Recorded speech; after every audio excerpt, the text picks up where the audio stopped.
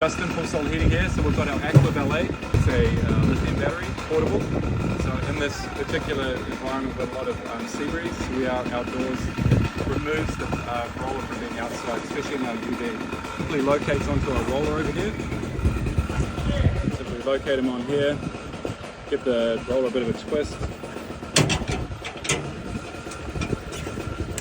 Okay, once in position, then we just simply press the button up or down to draw the blanket off the pool. In this case, we're pushing the button down. We've got a variable speed, so we've got slow, so we can slow them right down if we wanted to, or speed it right up if we feel like being a bit of a Ferrari. I like to be somewhere like in around 70%.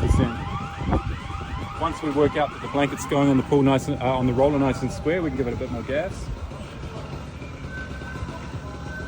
As we can see, like super easy, very simple use, lowest common denominator, easy for everyone to use.